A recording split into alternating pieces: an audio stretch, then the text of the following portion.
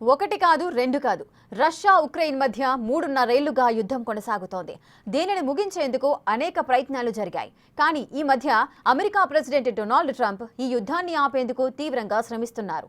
ఇటీవలే president Trump Russia president పుతిన్తో Alaska వేదికగా భేటీ అయ్యారు.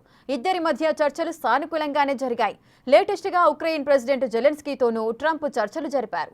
దాంతో ఉక్రెయిన్ రష్యా మధ్య యుద్ధం ముగియబోతోందా అనే చర్చ మొదలైంది.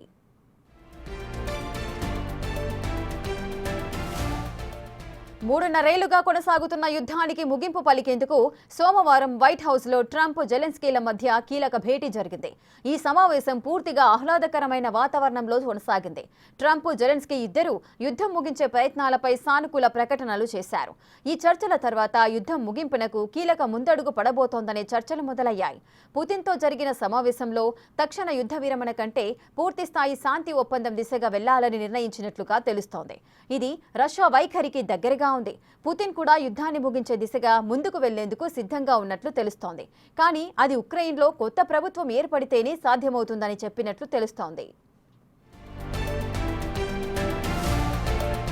శాంతి ఒప్పందానికి రావాలంటే రష్యా ఆక్రమించుకున్న కొన్ని భూభాగాలను ఉక్రెయిన్ వదులుకోవాల్సి ఉంటుందని ట్రంప్ అభిప్రాయపడినట్లుగా తెలుస్తోంది. అయితే వాటిని వదులుకునేందుకు జెలెన్స్కీ అంగీకరించడం లేదు. భవిష్యత్తులో దాడులకు ఆ ప్రాంతాలు కేంద్రాలుగా మారొచ్చని ఉక్రెయిన్ ఆందోళన వ్యక్తం చేస్తోంది. ట్రంప్ తన వంతు ప్రయత్నాలను ముందుకు తీసుకెళ్తున్నప్పటికీ యుద్ధం ఎప్పటికీ ముగుస్తుందన్న దానిపై క్లారిటీ లేదు. ఉక్రెయిన్ రష్యా తమ షరతులపై వెనక్కి తగ్గేందుకు సిద్ధంగా లేవు. జెలెన్స్కీ ఇప్పటికే శాంతి ఒప్పందం తర్వాతే ఎన్నికలు నిర్వహిస్తామని ప్రకటించారు. కానీ రష్యాపై భద్రతా హామీలు ఉంటేనే ఇది సాధ్యమవుతుందని యూరప్ దేశాలు అభిప్రాయపడుతున్నాయి. త్వరలోనే పుతిన్, జెలెన్స్కీ, ట్రంప్ మధ్య త్రైపాక్షిక సమావేశం జరిగే అవకాశం ఉంది. అప్పుడే యుద్ధ విరమణపై స్పష్టమైన ప్రకటన వచ్చే అవకాశం ఉంటుంది.